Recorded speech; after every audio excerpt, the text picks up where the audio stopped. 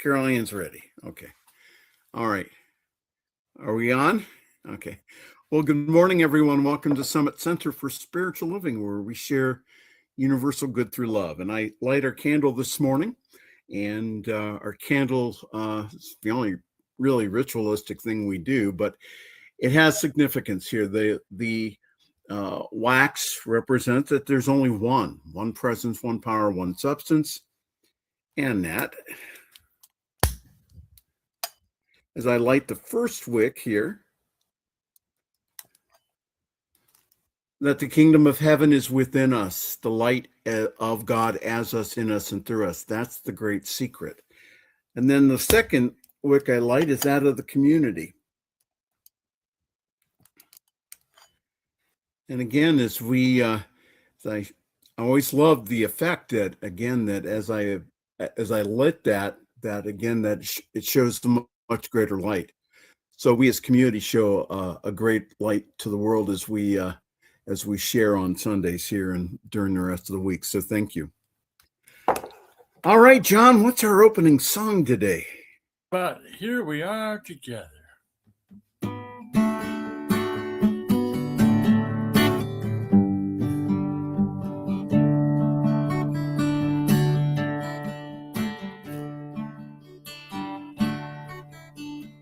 Here we are for being together, for good, for better, forever.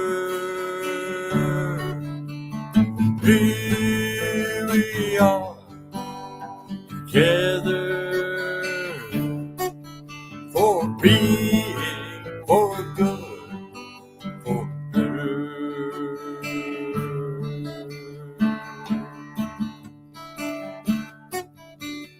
Here we are for healing, together, for good, for better, ever. Here we are together.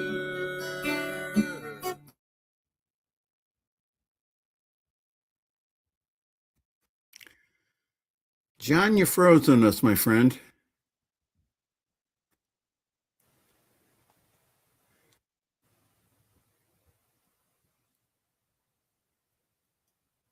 Okay. Hey, Kyle. Hi, Michael. John, you froze on us. There he is. Now we can't hear him.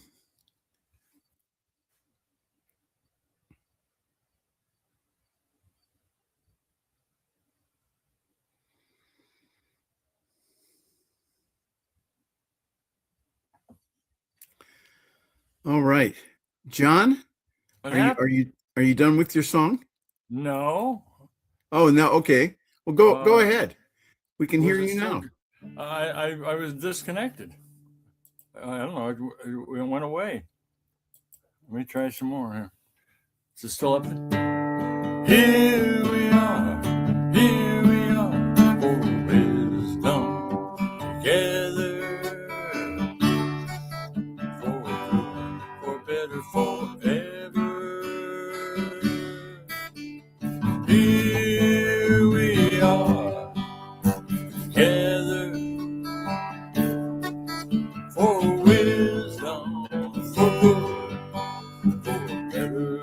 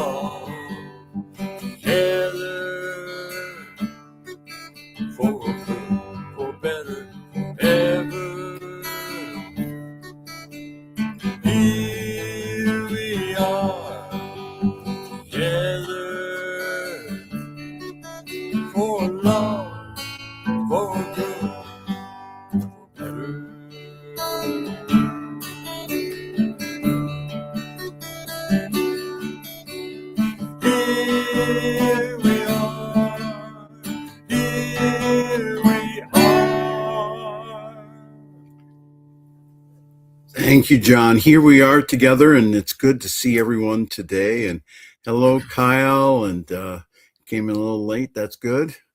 Better late than never, and that's good. Yeah.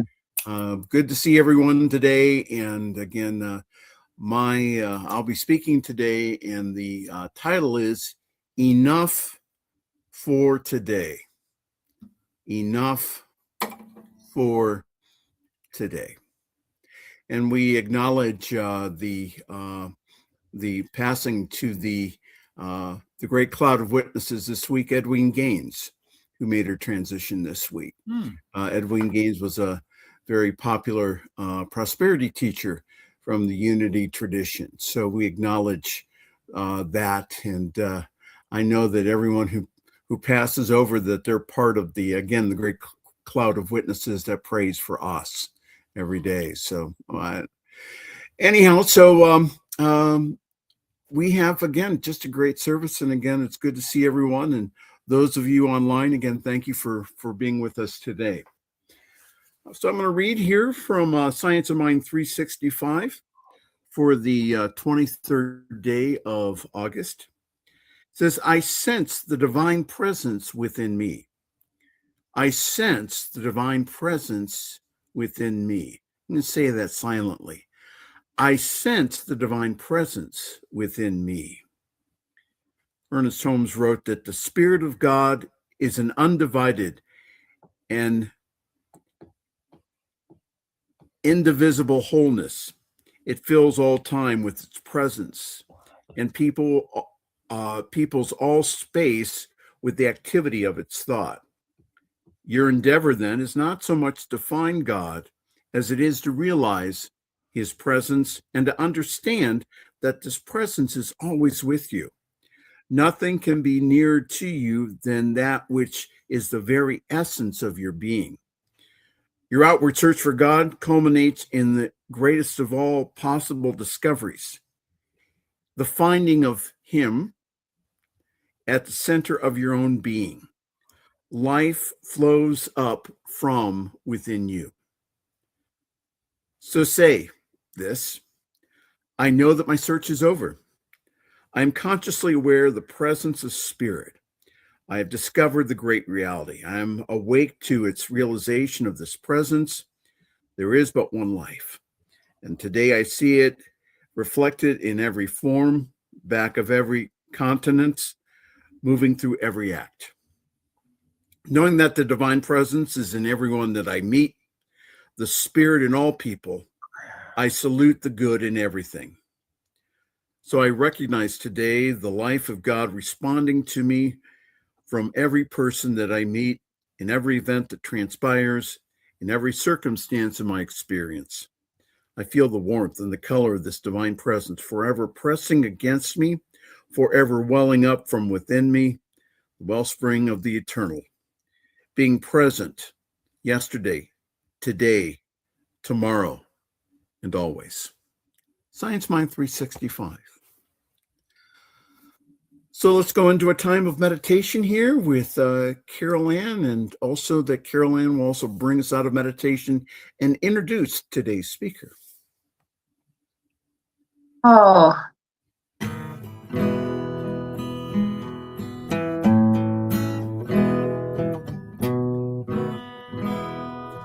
Here we are together, being cherished, breathing thoughts and sound, healing in the harmony, feeling radiance all around. We are living love awareness, living beauty, love and peace, knowing love in your heart. is the way of true release.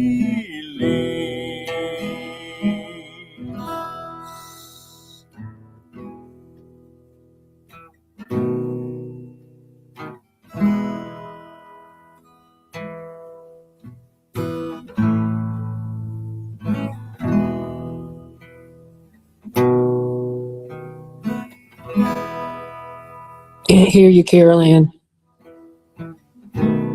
Can't hear you.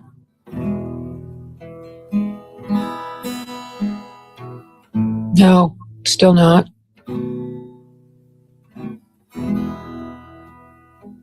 Have nothing that tells me anything. Okay, so now we hear you. Okay. I'm holding my microphone about 4 inches away. Sorry about that. That's okay. Glad you said that. So let's gently close our eyes. And as you close your eyes, put your hand on your heart and just give a gentle sigh of letting go.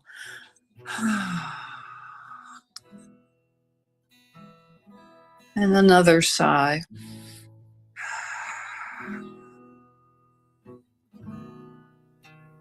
And as you continue slow, easy breaths, be aware of an increasing lightness as your breath takes you deeper.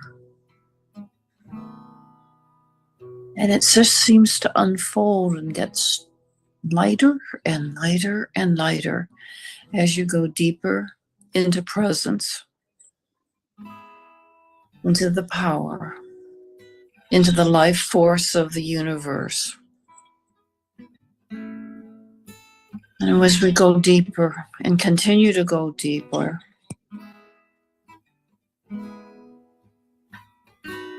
feel a beautiful warmth surrounding you, for we are one with the presence. We are one with everything. And in that oneness, you can place all your worries, all your concerns, anything that is not working for you. Just letting them blow away like the wind blows away the debris of the earth. And simply go deeper. It's like our breath draws us. It draws us deeper and deeper. And even before you ask, even before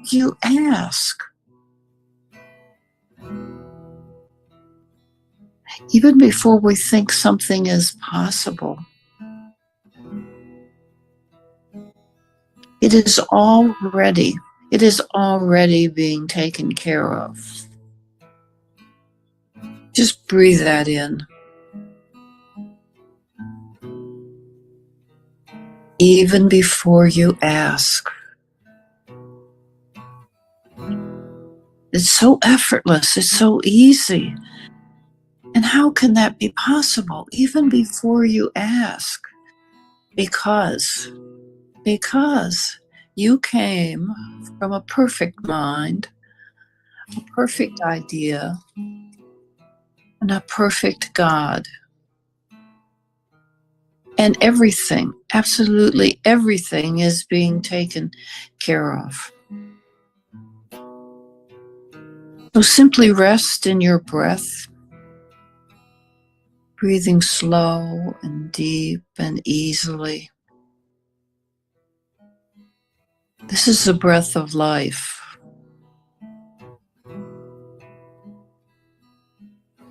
The breath of loving. The breath of being. For there is only one life.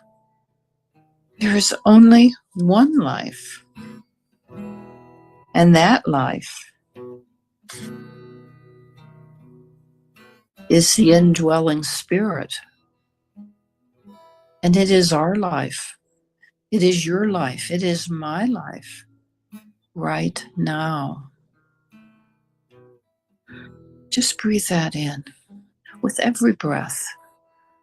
Whether you are meditating or you're walking around or you're in the grocery store, wherever you are, breathing that breath keeps you connected to that one life. There's no waiting.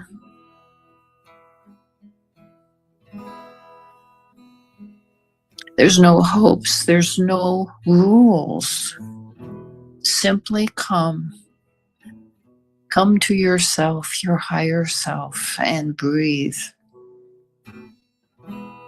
And breathe. That's all we have to do to be connected.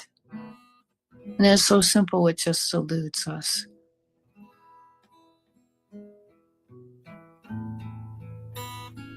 Feel the peace, that gentle peace that passes understanding. And that peace is yours now. And yours every time you stop, breathe, and focus within. It's a gift, a present, a special gift. And as we feel that, just carry that gentle peace with you. It is there, and every time you stop and breathe, that peace, that presence becomes stronger and stronger and stronger. So carry that gentle peace with you as you open your eyes and open your camera. And gently greet yourself in the eyes of the others that are here today. Oh. And as you greet each other, how about a smile? And let's just take a few, I'm going to call them after breaths.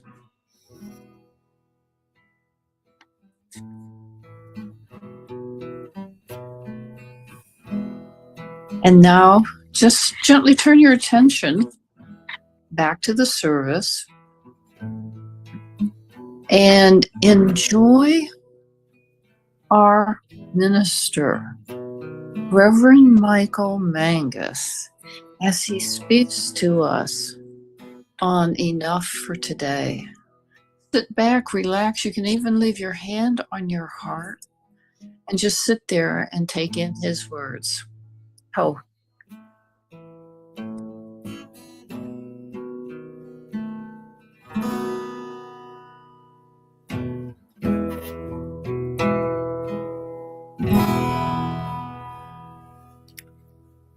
Well, thank you, everyone, and thank you, John, and great meditation, Carol Ann, like usual. Thank you so very much. All right, let me go to there and go to here.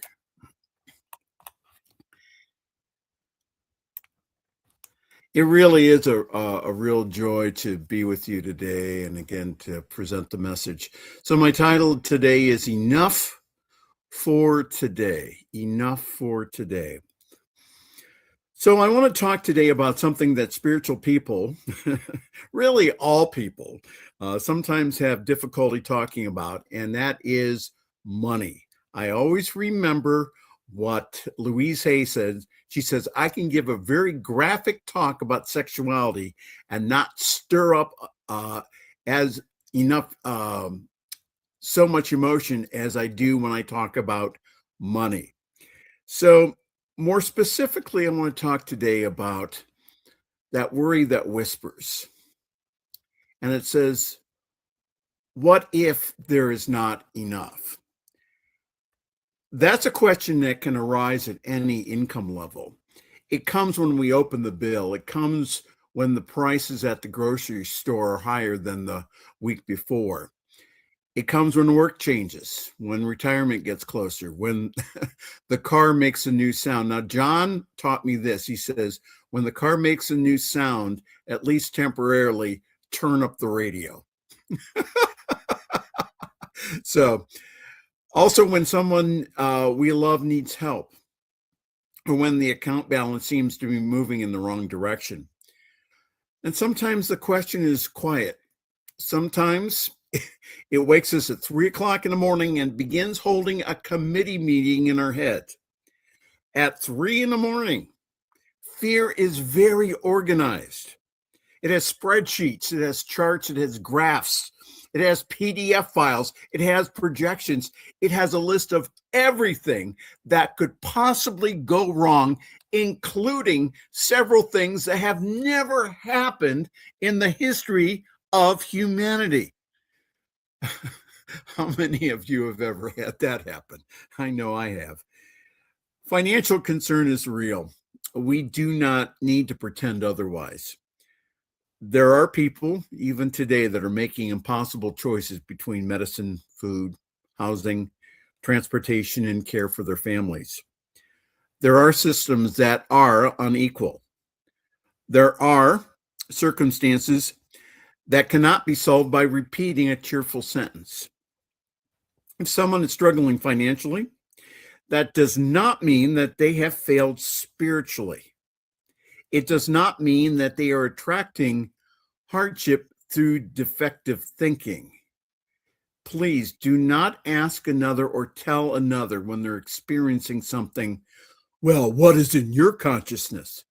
That is spiritual malpractice. Do not ever let me hear you say that, or you may have me taking you aside for a conversation. And certainly does not mean that God is disappointed in them.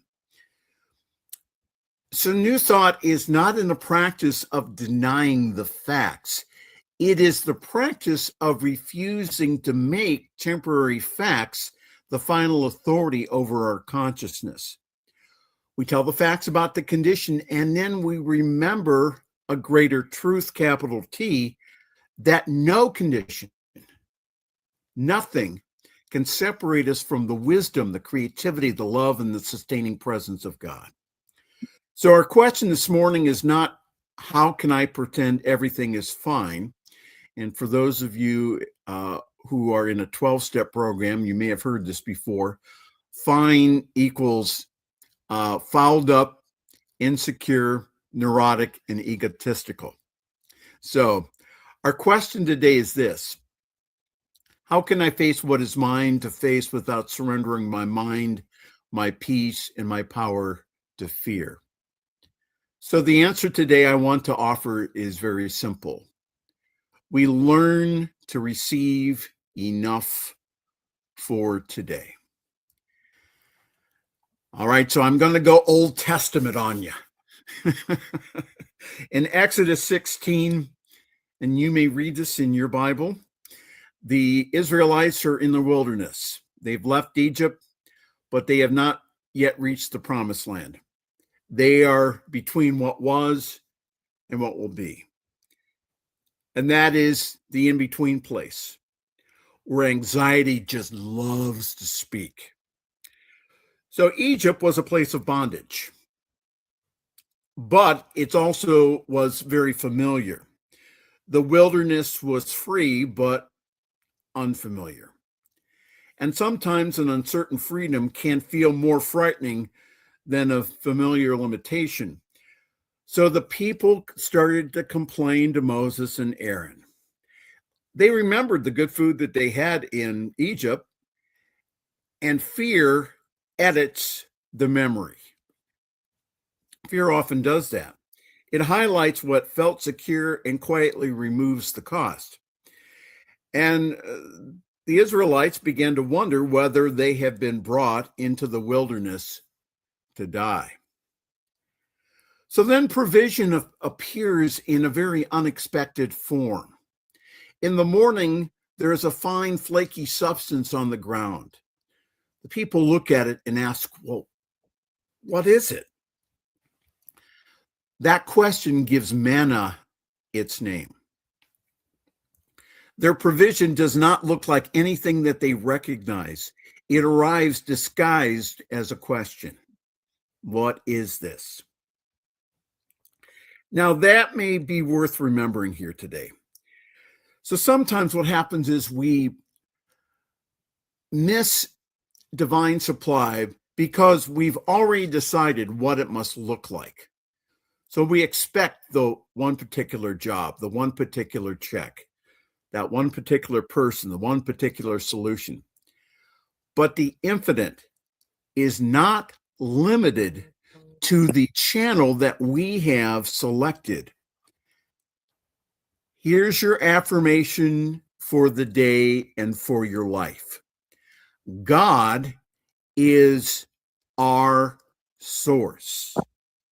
God is my source. God is your source. The job, the client, the bank account, the idea, the relationship, they're all channels. A skill, an opportunity, a conversation, and an open door, those are also channels. Channels can change, but the source does not. So the instruction is to gather enough manna for the day. Not enough for 6 months, not enough to eliminate every future question, but enough for today. So again, going back to Exodus, some of the people tried to store extra manna overnight. Now that seems sensible. They're afraid, they want insurance against tomorrow. But what they hoard spoils. The story is not condemning thoughtful preparation. Elsewhere in the scriptures, especially in the book of Proverbs, it commends planning and also wise stewardship. The deep spiritual lesson about all of this, though, is about our attempt to stockpile certainty instead of trusting in the presence. There's no amount of money here that can guarantee that life will never change. There's no account balance here large enough to purchase complete immunity from uncertainty. If our peace depends upon controlling every possible tomorrow, peace will always remain one more deposit away. But manna teaches a different rhythm, and that is to receive, to use, to trust, and repeat. There was always enough for that day. Then the morning came, and then there was provision again. Once again, it boils down to trusting the divine. And it really helps us, I think, to distinguish actual lack from the fear of lack. So actual lack says, well, I don't have enough to pay this bill in this moment. I always like adding that in there. So that's a fact requiring compassion, information, practical action, and sometimes community support. So the fear of lack says this, though: there is no help. There's no options. Nothing can change. I'm alone. I'm ashamed. I'm unsupported. Circumstances define me, and this will be this way forever. That is not a financial statement. That is a state of consciousness. Life is a state of consciousness. Now, what happens is that fear narrows our vision. It makes the same frightening thought repeat until we mistake that repetition for truth. It can keep us from opening the envelope, from making that telephone call, asking for help, or seeing a possibility that does not match our old expectation. Faith, though, creates that inner space. In that space, wisdom can speak. So that is why spiritual practice matters. That's why prayer is not an attempt to persuade a reluctant God to care for us. That's old school. Prayer changes our point of contact. It moves us from a frantic isolation into a conscious communion with the presence that's already here, already within you now. In prayer, we may say, well, this is the number, this is the need, this is what I know today. And this number is not greater than divine intelligence. This need is not beyond divine love. I'm willing to be guided. Show me the next step. That prayer does not deny the number, but it denies the number the right to tell us who we are. So you're not your debt. You're not your credit score. You're not your salary, your unemployment, your medical bills, or the past financial decisions that you've made. You, now I mean you, and you can point to yourself, me, you are an expression of eternal life, of divine life, endowed with wisdom, imagination, courage, and the capacity to begin again. So Jesus places the same wilderness wisdom from the book of Matthew at the heart of prayer. It says, give us this day our daily bread. And notice the scale of that prayer. It does not say, give me everything I will ever need so I never have to trust again. It is daily bread. And notice the pronouns here. Jesus does not teach us to pray, give me my bread. The prayer is, give us our bread. Divine supply is personal, but it's never merely private. The prayer connects my well-being to yours. So if I have bread and my neighbor doesn't, well, the answer to my prayer may be moving through my hands here. So if I need bread, the answer may require me to release the shame and allow someone else's hands to help. Sometimes abundance means to have enough to give. Sometimes abundance means to have the humility to receive. And both are movements of grace. So this is where a mature teaching of prosperity must lead us here. Prosperity is not the private promise that spiritually advanced people will always possess more. And let me just say here also that sometimes spiritually advanced people don't want more stuff. Prosperity, though, is the free flow of God's good through open minds, wise choices, just systems, generous hearts, and caring communities. We are not here to prove our spirituality by never needing anyone. I'll repeat that again. We are not here to prove our spirituality by never needing anyone. We are here to participate in the circulation of good. So the Israelites, they gathered manna according to need. Those who gathered much did not have too much. And those who gathered little did not have too little. The picture is not of isolated accumulation. It is of a community learning sufficiency. So what if enough for today is not only an individual affirmation? What if it is also a community commitment that we all make? What if we become a place where people can tell the truth without shame, where needs can be named, where resources can be shared, and where no one has to pretend to be fine, as I said before, in order to belong? So this is spiritual abundance made visible here. In Matthew 6, Jesus, in effect, said this. He says, look at the birds. Consider the lilies. Do not let tomorrow's worries consume today's life. Now, Jesus is not telling individuals to be irresponsible. He's not saying, again, never plan, never budget, never prepare. But what he's speaking about here is anxious preoccupation. Oh, I don't know if that's going to happen. Oh, I don't, I just don't know. I just don't know where the money's going to come from. The state in which tomorrow takes up so much room in our minds that we cannot perceive the grace, the guidance, or the opportunities that are available today. So do not worry about tomorrow. Doesn't mean that tomorrow is not important. It means that tomorrow's not here yet. Tomorrow's responsibilities is going to need tomorrow's wisdom.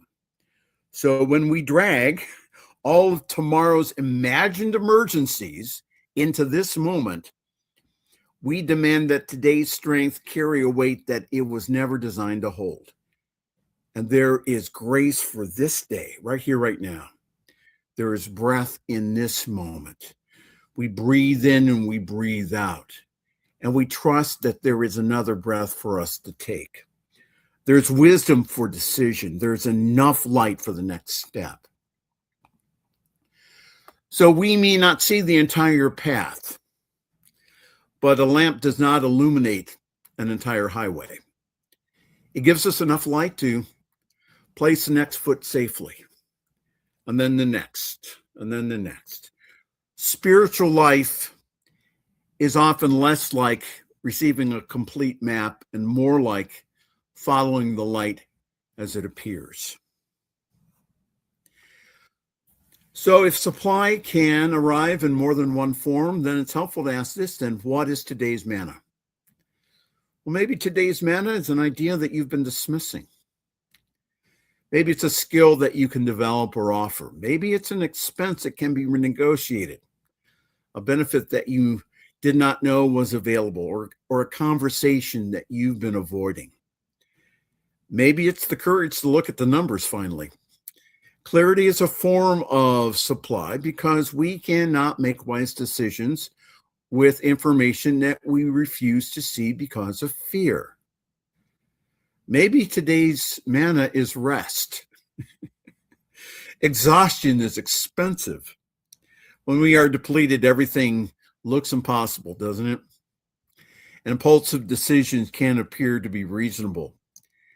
And sometimes the most prosperous act available is to pause long enough to recover our ability to think. And sometimes the most prosperous thing that you can do is to go have a snack and to take a nap. Maybe today's manna is another person, maybe a financial counselor, a trusted friend, a family member, a community resource, an employer, or a member of the spiritual community. May know something that we don't know. Asking for help is not an admission that God has failed us. Help may be one of the ways that God is reaching us. And maybe today's manna is no. Ever consider that? Not every opportunity is divine supply. Some offers prey upon urgency.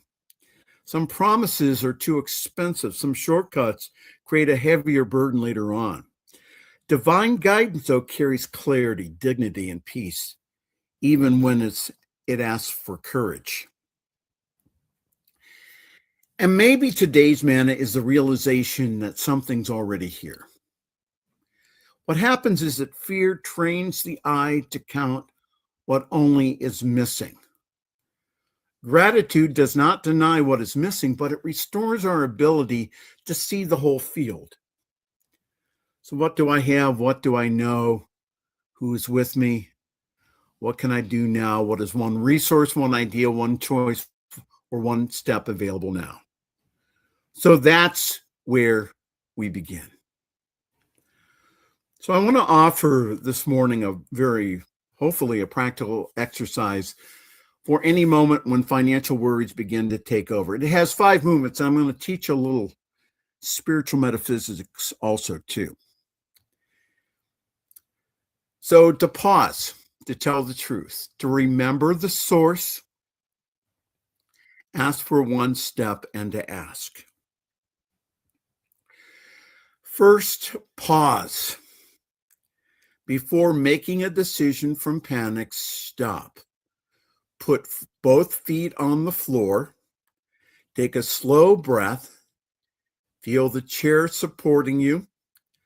Let your body receive the message in this moment. I'm here, I'm breathing, I'm not alone. So we're not trying to make the problem disappear through breathing, but what we're doing is we're creating enough inner space to meet the problem as our whole self. Second is to tell the truth without telling a tragedy, not getting involved in the whole story. Stating the fact as clearly and as simply as possible. I need this amount by this date. My income has changed. This expense is higher than I expected. So facts are specific. Fear creates a total identity and an endless future, though, from one fact. So remember the source. Say this condition is real, but it's not the whole of reality. God is present here. Divine wisdom is present here. New possibilities are present here. My worth is unchanged. I also want to add something else here. It's an exercise that the ancients in the wisdom schools supposedly used to do. So I'm going to add a few steps here. Just imagine that you are surrounded by and immersed in this infinite substance. All right? It's all around you. You can't see it, but it's there. So take a big scoop of it. Take a big scoop of this infinite substance and hold it in your hand. And see that infinite substance becoming what you need. If it's money, see the money. See that you already have the money. See that the bill is already paid. It's paid in full. And give great thanks for it. If it's a healing, see you already healed and whole and well. See it right now. And say, thank you. Thank you that I have this now. And then just release it. Just let it go. And know that it's already done. Again, grab a big scoop of substance, which is always all around you, and taking the form of your consciousness. And just see it. Just see it in your mind's eye. Know that it takes the form and shape of what is going on in your life. And know that it's already done. And say, thank you. Thank you, thank you. And then release it. So then fourth, ask for one step. Now, again, not the 5-year plan, not the guarantee, but what is mine to do today? And then become quiet enough to listen here. So the answer may be spiritual here. Forgive yourself, release the shame, or stop rehearsing the catastrophe. Do what someone taught me a few years ago, my neighborhood mystic at one time. He said, you know what I do? I stopped worrying about everything that could go wrong. And what I started to do was I started worrying about everything going right. That was actually taught to me by someone. So the answer may be practical, like, make a call, update a resume, cancel a charge, ask a question, set a boundary, go get professional advice or accept assistance. And very often it's going to be both. But fifth, act. Take a step while it's still today's step. Guidance grows clear through faithful movement. We do not wait until we feel no fear. We move with strength available now. And again, so to pause, to tell the truth, remember the source, gather up a big scoop of substance and know that the need is already supplied. It's already met. You already have it.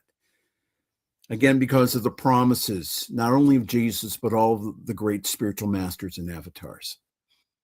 Again, ask for one step and then act. So this is how we gather today's manna. Now here's the bold spiritual claim beneath all of my talk today. Did you know that the infinite is not anxious? The infinite is not anxious.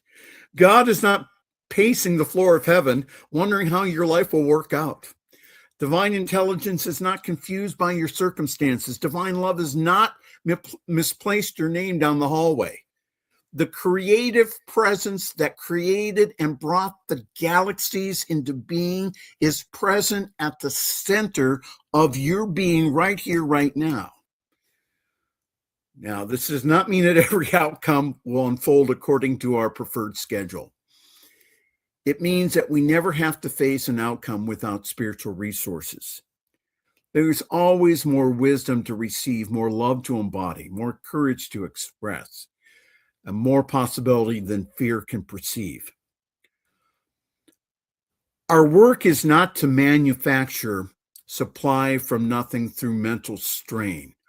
Our work, though, is to align our consciousness with the ever-present source and become available to channels through which good can move.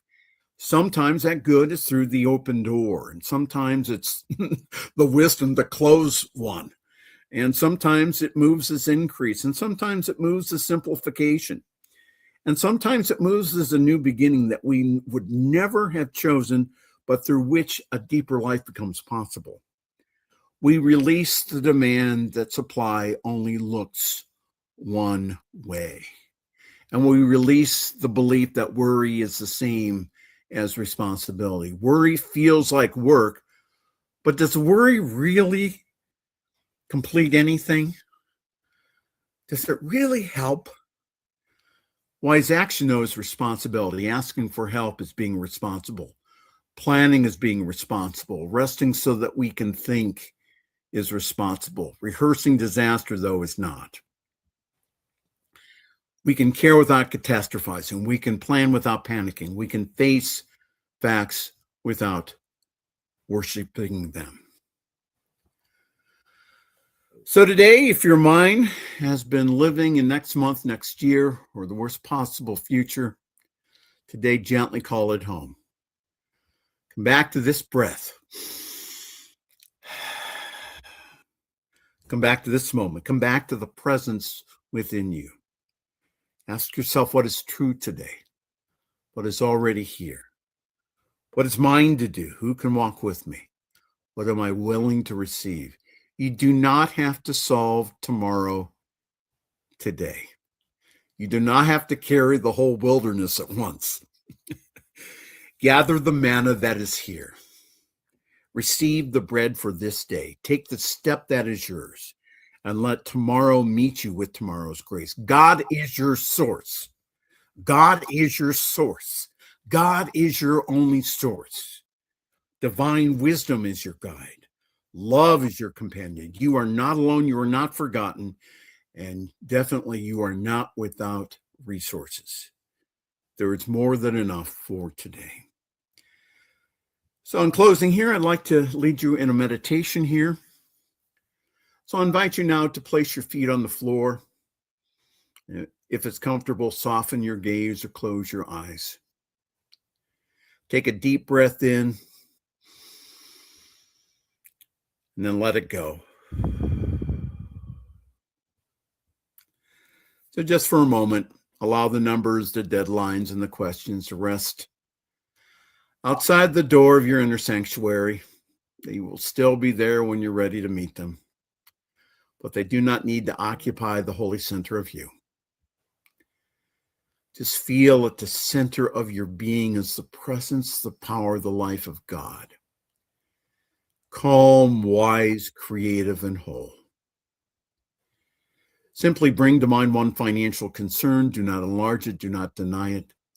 But simply let it be held in the light of divine love, and grab a big scoop of divine substance. Hold it in your hand and see that the need is met, and see that the bill is already paid, and give great thanks that it's already done, that you have it now, that you have the resource now. And then ask today, what is mine to do?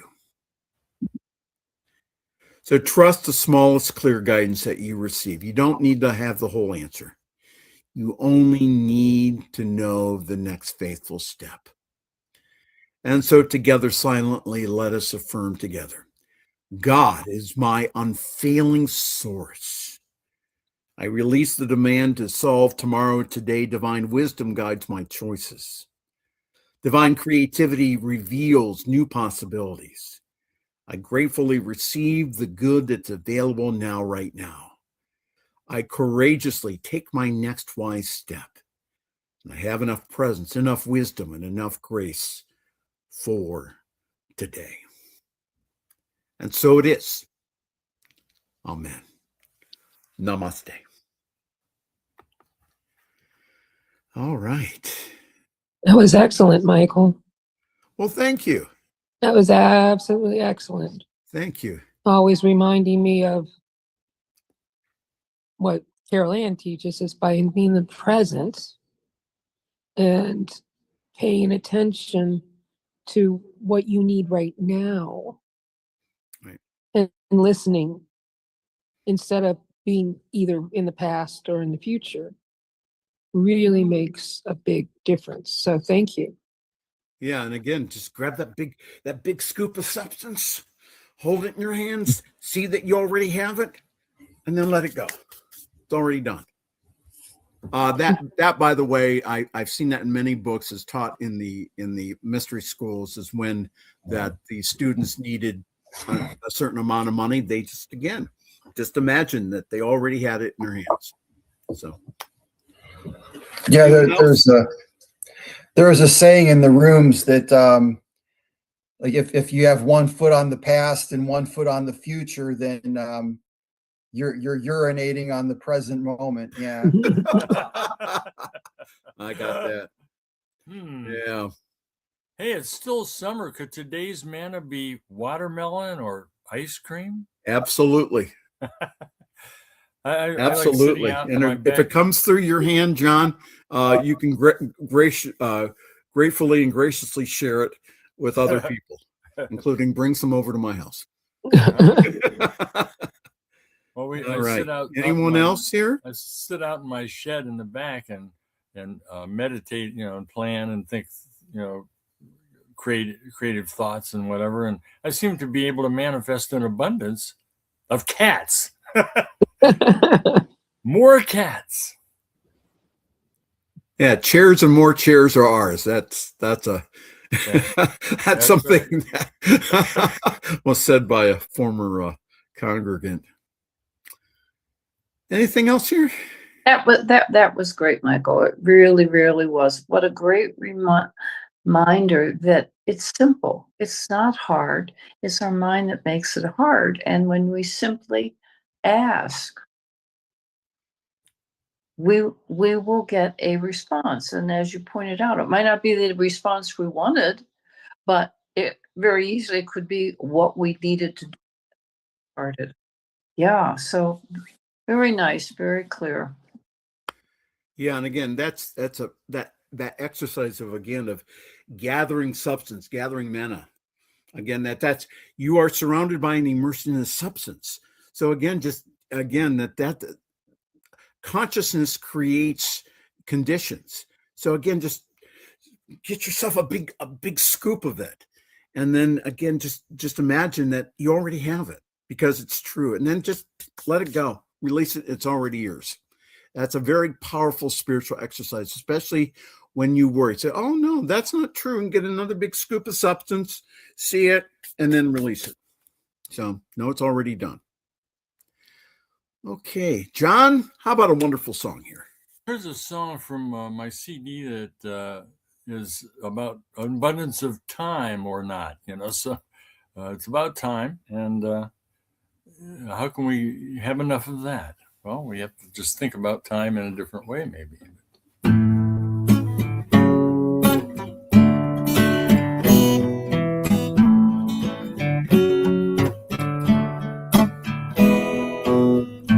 Did you ever wonder why life's events go sailing by?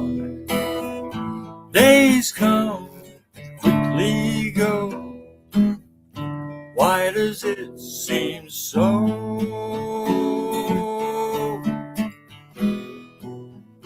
How can we get everything done and still sleep before the sun? Do the shoulds before the oughts. Too many things and thoughts. Maybe if we pause a while and review regrets and smiles, we'll find that time's a funny way to think about today. When is the past a memory? The future what we want to be? Is there a way that I can see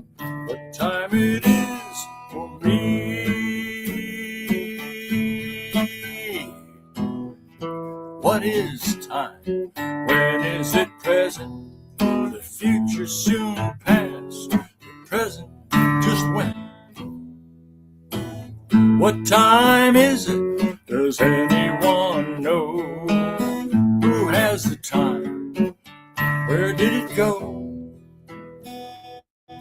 Maybe if we pause a while and review regrets and smiles, we'll find that time's a funny way to think about today.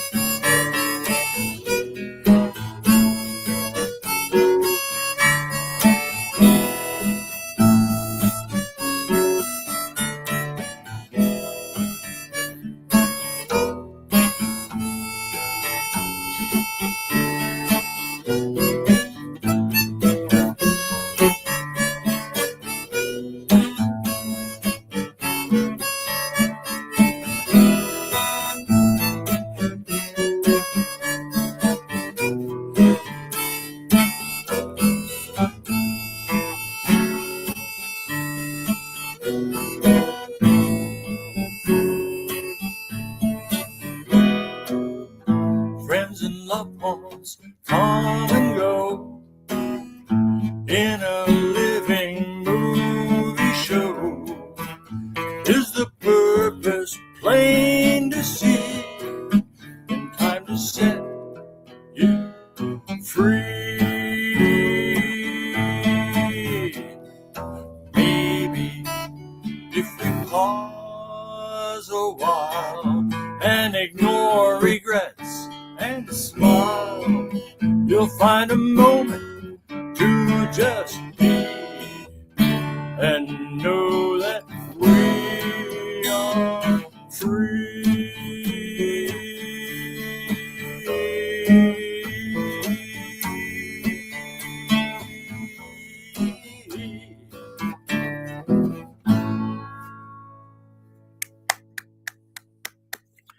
John Miller, thank you so very much. That was wonderful. Is Deb there today?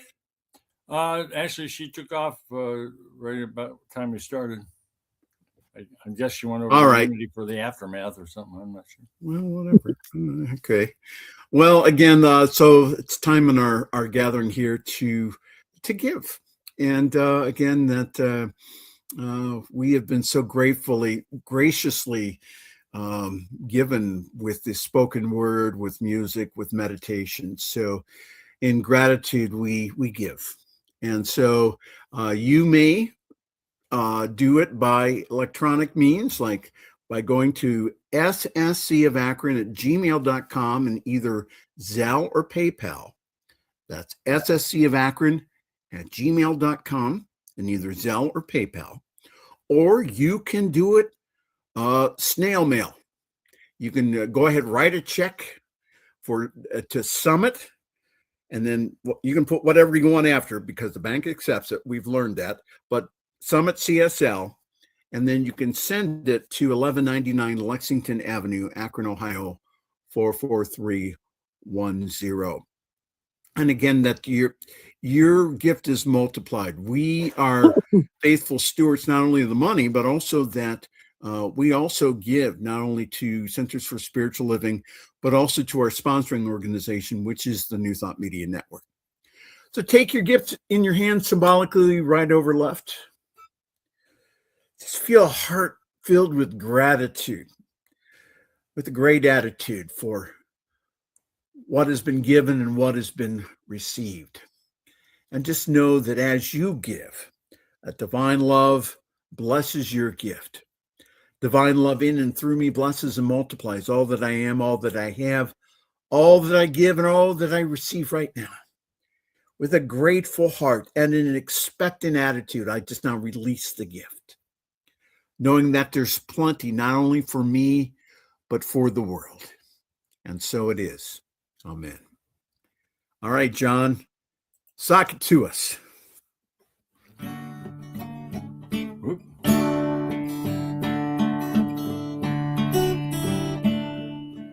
Good and more good is mine, and ever increasing good is mine. limited, infinite good is mine. Wherever I go, I see good. Whatever I do, I feel oh so good. I'm worthy and entitled to good and more good. Good crowns itself upon us, wraps itself around us. We give ourselves permission to accept more good, express more good. Oh, good, more good is ours, and ever increasing good is ours. Thank you, Spirit, and so it is. Announcements, ntmedia.org. That's where I spend most of my week. And John, what are you doing these days? YesWise.com and my YesWise channel on YouTube, where you'll find Inspire and my other blogs, and JohnDavidMiller.com, where you find my music. And so we have Tim Morrow speaking next week. And then I'm graciously and gratefully giving the schedule back over to our fearless spiritual leader, Diana Mangus, to figure out for September and the rest of the year. She can labor on it on Labor Day. She can labor on it on Labor Day. Well, yeah. Well, that's always a good topic, is to speak on right works. So anyhow, so again, thank you so very much. So let's take a time to pause here and to go into a moment of silence, and again, to just to be with what was said today and what was spoken, what was sung, what was meditated upon, just to be with it just for a moment as John pings us in and pings us out.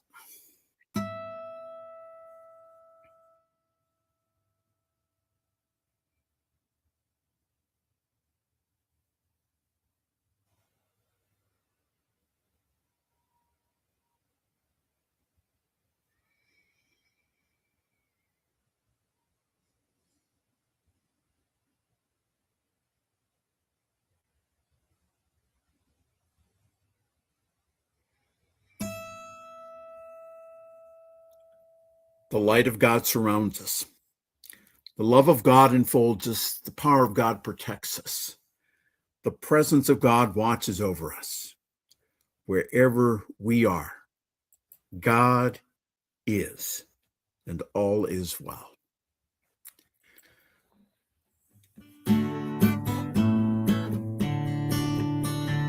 Life is real. Life is true. We are life. Living is me and you.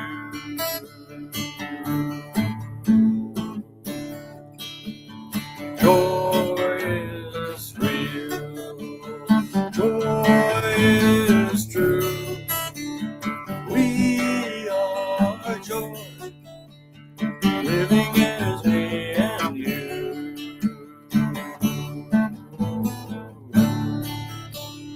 Peace is real. Peace is true. We are peace.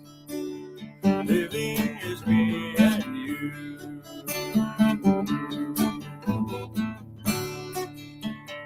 Love is real. Love is true. We are love. Living is me and you. Living is me and you. Thank you. That includes our gathering for today. Again, thank you for joining us. And for those of you, again, who watch us online, again, thank you so very much. We appreciate and love you.